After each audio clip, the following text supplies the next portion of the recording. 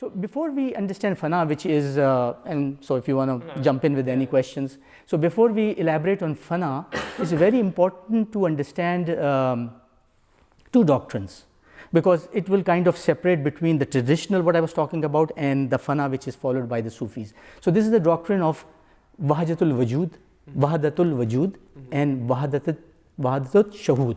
So what's the difference? Wahdatul Shuhud means there is unity, Wahda, Ahad, single, Tawheed, this the Arabic term, single, right? Oneness. From where? I'll talk about it in a little bit. Yeah. So so this Wahda or Wahdatul Shuhud means, okay, so what happens while you are on that path? So everyone who is on a certain path towards God experience this unity. Now some wants to explain it such that it is not unity with God.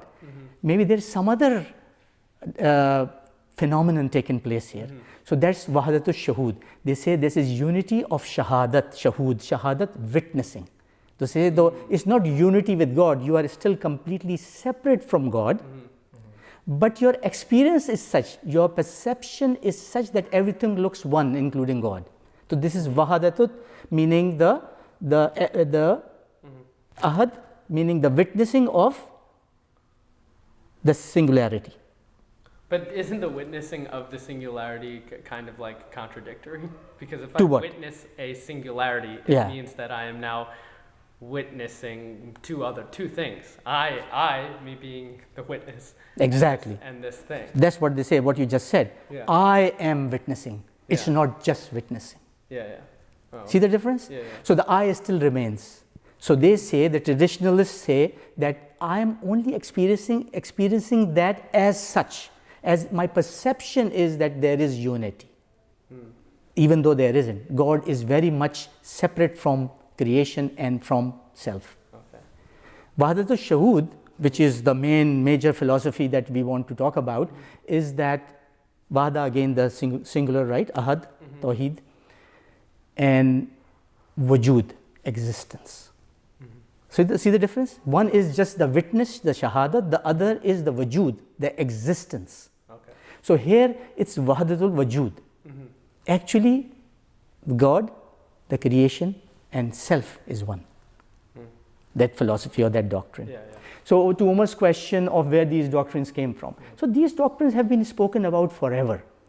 In Islamic terminology, you find them as early on Hazrat Sayyidina Hussain explaining to his son Zain in Surah Fatiha. He talks about, he doesn't coin the term Wahdatul Wujud, but he is explaining that concept.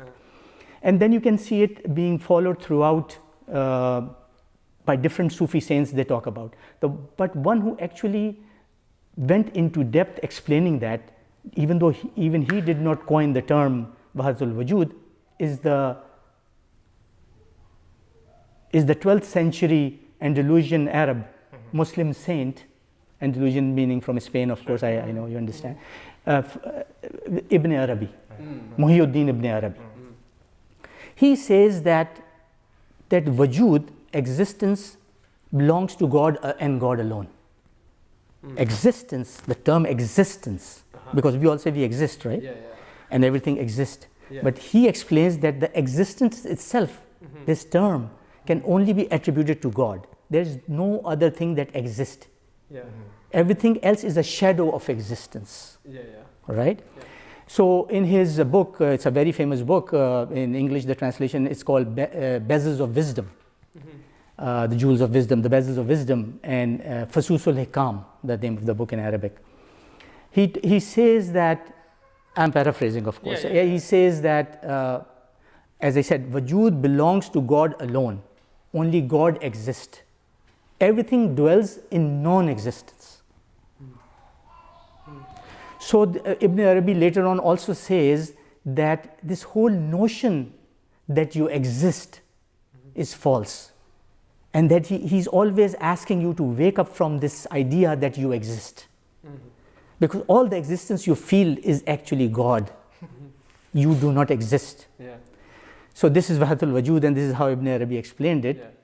Is that naturally, like, is he trying to not end up saying that I am God or I am one with God? There is, you said I. There is no I. Right. Understand? Yeah. There's no I. How can you say I am So God? you do not exist. God. I think I understand, but But from there, yeah. But I am also. But in I the, am also. I am also the only thing, though. no. I am the singularity. No, see, we are having difficulty getting there, right? Whenever you are using the word I, you are creating duality. There is you and there is something else, only then there can be I. So whenever the I arises in your mind, there is duality. And we'll talk about it in a minute, right? So no, he's not saying that I am God. Neither he's saying that I am not God. Right. Yeah. See, we always try to have either we are this or we are not this. But there is more to that. Right. There is that nothing. Yeah. That state of nothing, Yeah. right? So that's where Wahdat al-Wujud will bring you. Now, how do the Sufis, should I continue? Yeah. So how, What do you mean? so how do the Sufis attain that state? By the way, I'm out. Yeah, I'll try to take you there if I can. So how do the Sufis try to attain that state? That is a state, this state will be attained through the practice of Fana. Fana meaning, the Arabic term meaning annihilation. So till this I exists in both these questions, there is no Fana. Basically, and Fana, and this doctrine of Fana itself, or this ideology, doctrine, whatever of Fana itself, they say is based out of Quran. So the Muslim holy book, Quran. So in chapter 55, verse 26 and 27, which is Surah Rahman, the Surah ar-Rahman, the most beneficent, the most merciful Rahman, that Surah. In there, God says, and everything in existence will suffer annihilation. So God is saying that everything in existence will suffer annihilation. Only thing that will remain will be the face of your Lord, the magnificent, the bountiful. Everything in existence, now pay attention to that, everything in existence will attain annihilation. Like if you want it or not, there will be annihilation. You will be finished. This I will, it comes at death possibly, it comes at different stages. But the whole concept of Fana is to try to get there before death, right? So you want to be one with God, with Allah, in this case in Islamic Sufism, before death. So God says everything in creation will suffer annihilation other than the face of your Lord, the magnificent, the bountiful.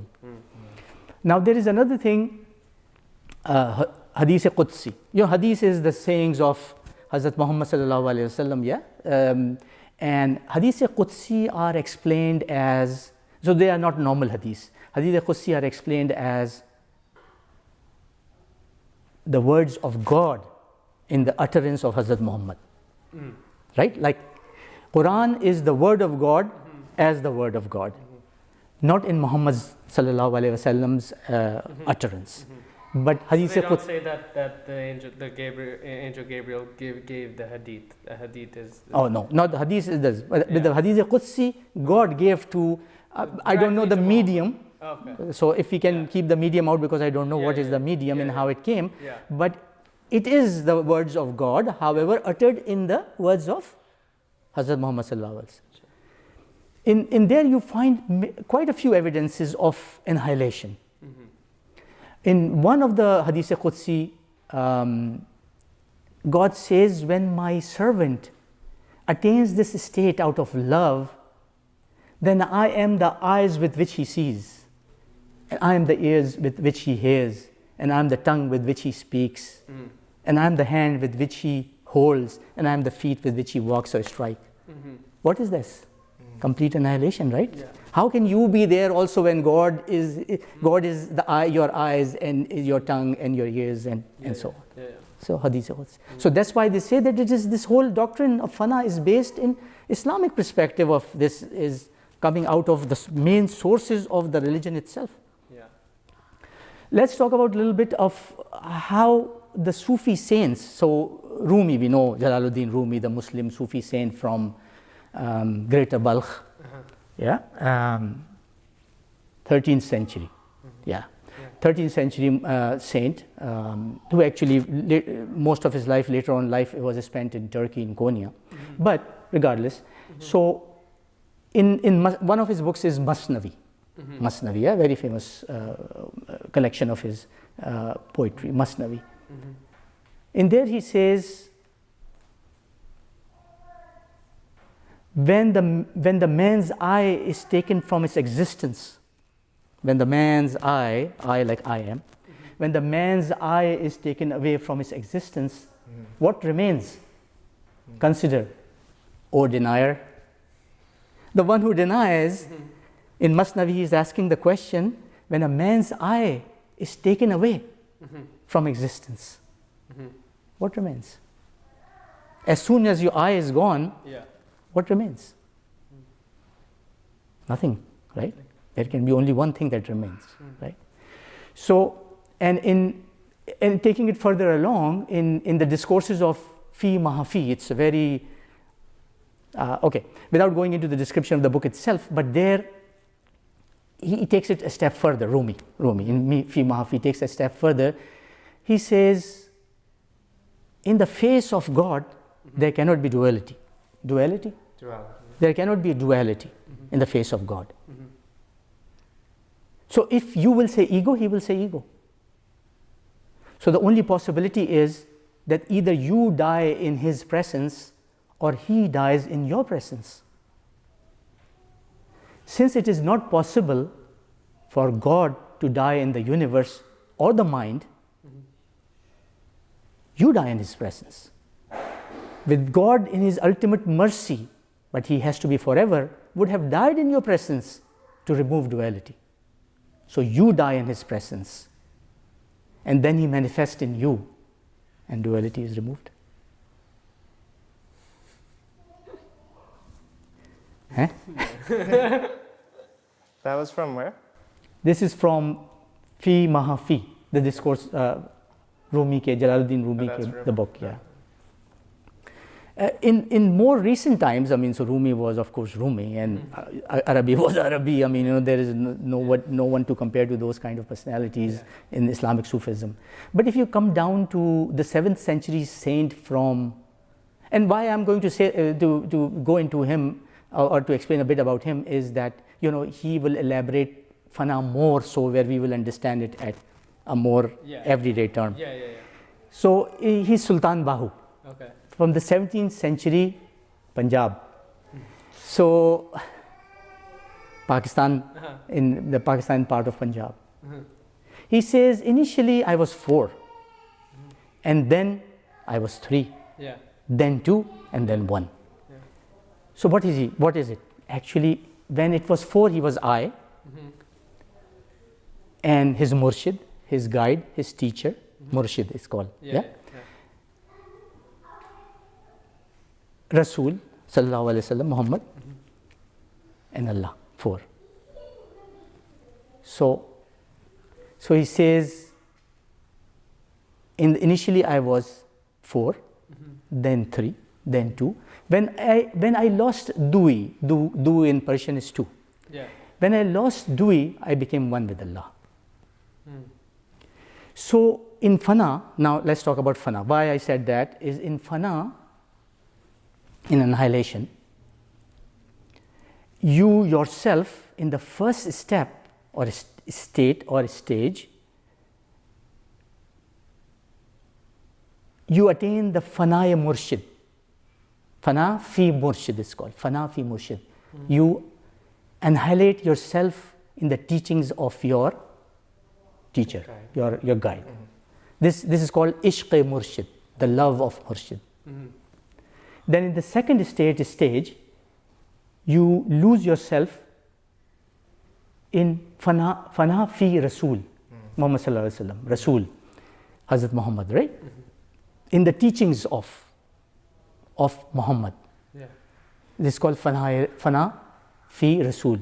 That is Ishq-e Rasul. That comes from the love, the extreme love of the Prophet. Yeah. So see how you're rising now. And in the final stage, you must have heard this term, Fanaa-fi-Allah, right? Yeah. Fanaa-fi-Allah is attained through Ishq-e Haqeeqi. That you don't call it the love of God, but rather the love of truth, the love of Haqiqat. Haqiqat, right? Haqiqat is the truth. It's the ultimate truth. Yeah? Without any doubt. Yeah. So this stage is achieved, it's called Fanaa-fi-Allah, is attained through the Ishq-e, no, it's not called Ishq-e, what is it? So, Haqiqat. So Ishq-e Haqeeqat, right? So Ishq-e Haqeeqat. So these are the stages of attaining Fana, because you cannot jump from nowhere to that. See, so what I was trying to say is, in an organized way, in organized religions, in organized philosophies, doctrines, paths, whatever, these are the stages.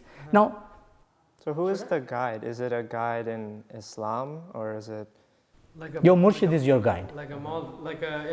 Like your imam. Your murshid, your imam, your Sufi saint. So all these orders, like the Chishti order, the Naqshbandi order, the Sohrawardi order, the Qadri orders, so its ardent followers actually follow this path to attain Fanaa-fi-Allah. So is the path deviating from traditional Islam, or are they doing practices that? Okay, so very good question. See, deviation, as I already mentioned, since they say that the core of the philosophy of the doctrine comes directly from Quran, Surah ar-Rahman 26-27 as one, and few of the hadiths of Hadith Qudsi, then it cannot be deviation, right? That's the whole idea. Yeah. So it's not deviating from the traditional path either, right? But they have the same namaz 5 times, roza, like, is that the actual path, or they've introduced something that's? No, that is not the actual path. That is the traditional path that every Sufi, like maybe it's Ibn Arabi or Hallaj or you name it, was always following the ritualistic religion also, the 5 prayers and so on. So what else have they introduced that? So there is a certain practice. There is a certain practice. We can always go into detail of that at some point. Would you consider time allowing the whirling dervish, the spinning, like one of as one of the ways to do it? There are many such ways of doing it. Qawwali as one of those things? Qawwali actually was born out of that. We attribute Qawwali in terms of its beginnings to Hazrat Amir Khasrau, who was from Chishtiya order. Who is said so that invented Qawwali, the tarana that you sing in all the classical songs, the instrument of sitar, the tabla. So all the music takes you there also. Like Rumi said, follow it. Follow the music. Yeah, it'll show you the way. It will show you the way, right? Follow the music, it will show you the way. So this is one portal. This is one path. There can be whatever your murshid. Is it called ascribe or subscribe? Whatever the murshid will tell you to do, it will be the path for you. But it will go through these stages though. So it's the path is designed such that it will go through the Fana Murshid, that you are in the love of Murshid, you are doing everything that the Murshid is actually doing, the thinking, the seeing, the talking, you become one with the Murshid, till you become one with God. So some of the Sufi saints and how did their experience of Fana was, right? So annihilation was. So you must have heard of the name of Rabia al Basri, yes? Of course, a lady, female Sufi saint from 8th century Basra in Iraq. So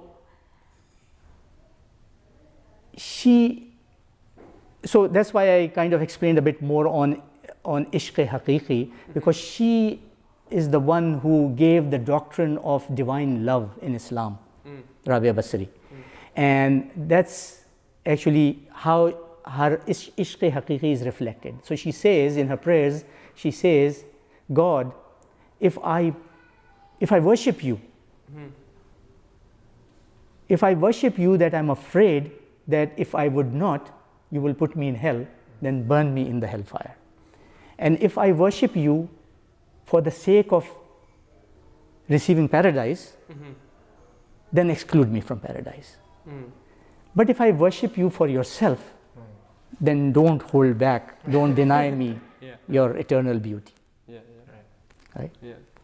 So since time is kind of short, so I'm going to skip to some other people who we know. So Mansur al-Hallaj, right? He was sent to the gallows for saying, An al-Haq, I am the truth. Now al-Haq is one of the 99 names of Allah, right? So Muqtadir, who was Abbasid Caliph Muqtadir, said, stop saying that. What do you mean by I am truth? It's Allah. So he also said, but I don't find anything wrapped under this turban other than God. And then he pointed towards his cloak and said, there is nothing in this cloak other than God. In one of his writings he says, through the eyes of my heart, I saw my Lord. I asked him, who are you? He replied, you. So that is An al-Haq. So he was executed for that. And in the more recent times, the 16th century saint Sarmad in India, he was actually from Azerbaijan. You know, he used to say, La ilaha illallah. La ilaha. There is no God. So Aurangzeb, the Mughal emperor Aurangzeb, said to his scholars that ask him to utter the whole phrase. There is no God but God.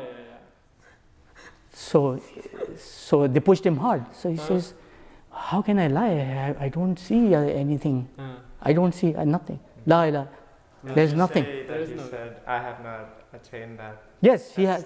I have not attained that state. I have not seen that. How can I lie? So what did they do? They chopped his head off. And then there is the myth about, you know, his head rolling on the steps and saying La ilaha illallah. So this is how you experience Fana. This is an experience of Fana. So if you have any questions.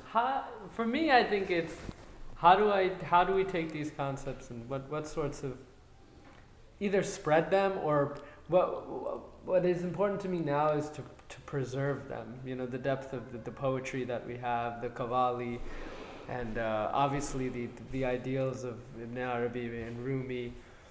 Does that fit into the way Islam is right now, and is it something that we can kind of mold or shift the perception of Islam back to this, or to this and also this like idea? Practice. How in this kind of environment, what is that? What do you think that practice age of looks social like? media? How can I think one thing you said about like follow the music, like the murshid almost being not necessarily a person, but something, you know, a guide that is just something you absorb yourself in, which is like ultimately the ultimate concept. Because at that point that was only possible through the medium of murshid, right? The portal was this, right. But now social media and many other, you know, forms actually gives you the same thing, right? It allows you to capture the same thing. However, having said that, there is still some guidance needed. I still believe that some practice, some guidance is still needed in order to. But first of all, I want to establish this, that the change in perception in the modern world of Islam has never been far from this. As I showed you, from almost like day one, this Naqshbandi order we just spoke about was actually like the Qawwali that you sing, Allahu, Allahu, Allahu. This whole thing was actually started by the first Islamic Caliph, right after Hazrat Muhammad sallallahu alaihi wasallam, the first Abu Bakr Siddiq. He is the head of the Naqshbandi order. So you see where Sufism stands? Sufism is there on day one. The concepts we are talking about, Allahu, are there on day one. And very, very nice. I mean, you know, you see how this message, see how this message is transported in the Qawwali. Kyun piya Ibn Haydar ne jame Fana? Fana. Ibn Haydar, the son of Ali, the Haydar, the brave one. Who is that? Hazrat Hussain in Karbala. He took the jame Fana the intoxicating drink of annihilation. He took. See, the message is being carried in the Qawwali. Kyun piya ibn Haidar ne jame fana, khal khichwayi Tabrez ne kyun bhala? Why did they kill Tabrez? Tabrez is Shams Tabrez. He is the murshid of Rumi. So he had to go through this annihilation, right? Why did he do it? Why did he accept? And then he says, Dar par chadh ke Mansur ne kya? Mansur al-Hallaj. What did he say? An al-Haq. See, so these messages are there everywhere, very widely spread. Those lyrics are asking for each of them, why did they do it? Why did they do it? Why did they? The whole thing is Allahu. So you attain that state, right? So in this day and age, the message is there in all shape and form. It's very easily and readily available. It's a matter of trying to grasp it, to try to understand the underlying meanings of it, the meaning of it. And that's why I said that you need to have a little more discipline, and not necessarily discipline in the sense that you are a seeker. So you have to follow a path, right? In everything, in yoga, you have to follow a path. In this doctrine of, or whatever, the following of now from Eckhart Tolle, you have to follow a certain path, right? You take it along in everyday life, but there is something you're doing. So there is a conscious contribution to stay in the state of presence, the now. So, it doesn't have to be an Islamic way of doing it, or a Christian, or a Jewish way of doing it, or any other way of doing it. Whatever appeals to you, because the outcome is the same, right? But as you are asking about from Islamic perspective, there's everywhere. The outcome is the same. Yeah, you cannot land anywhere else, because if you land anywhere else, there is more than one. Right? You're talking about duality. How is it possible that somebody else's God is different than your God? In your understanding, how can it be? Somebody else might say that. But in your case, even you do not exist. How can there another God be? How can there be pantheism? Or in some, right? It's all one. So it's easy in this day, because so much material is available in the form of music, in writings, and so on. It's just the discipline of reading them and start following them. And then whatever the practice talks about, it should be very simple. It is very simple. And some people just attain in the Qawwalis, in these mazars, in the mausoleums you go, and just by listening to Qawwalis, the people go crazy. And when I crazy, I use the term in this loose sense, that they have attained that satori, they have attained the nirvana. There and then, by listening to the regular everyday Qawwali. Why is it that the normal people, when they listen to Qawwali, they're already transported into some place? Is this something underlying that we're seeking? That's what exactly. So that's what I was saying. Everyone, consciously or unconsciously, is seeking, not necessarily annihilation, but who am I? And what those words that you are not even aware of or familiar with, when they are spoken, they're truth. That's the portal. The truth strikes. It strikes hard. It cuts through your personality. It cuts through your ego. Those words, you are not familiar. Sometimes you don't even understand fully the meaning, but it takes you there. So the path is not difficult to follow, but you have to do something, right? There's everything in life, you have to do something. And the path is so interesting, because some of the saints you mentioned, and then in Zen Buddhism too, the people who sum it up, at the end, there's these two sayings I always think of, where one of the Buddhists says that it wasn't that I was enlightened and then I chopped the onion. I just chopped the onion. It was just a state. And then there's another one where he says, after I attained Satori, all that was left to do was have a good laugh. It's just these simple things, but they eliminated all the final stage is kill the Buddha within. If you see the because if Buddha exists and you exist, then how can there be nirvana? So you're saying that in a day-to-day, in this age, nothing is really different. follow that same path. I think it's more easy. It's more easy because it's more available. Because it's more acceptable. Nobody is going to send you to the gallows for doing doing that. And the material is like there's plethora of this material available all around us. I think that's the good and the bad, right? That the chatter has also increased to like of course. So discipline, like you said, is the key, right? Otherwise, what is the seeking then? Exactly. If the chatter is not there, what will be the seeking? And if you're not disciplined, why would it just And one last thing, from 18th century Urdu poet Mir Dard, he was from the Naqshbandi order. The Naqshbandi order I told you is from Hazrat Abu Bakr Siddiq, right? When you say order, these are the different Sufi different schools orders. schools of. So Naqshbandi is one of them. And one day we can talk about all the Sufi orders and so on. It is very interesting. He said, this is Urdu, है गलत गर गुमान में कुछ है तो सिवा भी जहान में कुछ है. Even if in your doubt comes a doubt that there is है गलत, then it's wrong. Even in your doubt, if you think there is, then it's wrong. तो सिवा भी जहान में कुछ. Is there anything else other than you? Because this is the stage where you have already attained Fanaa-fi-Allah. So is there anything else other than you? है गलत गर गुमान में कुछ, the doubt, guman, doubt. तो सिवा भी जहान में कुछ. Is there anything else other than you in this universe?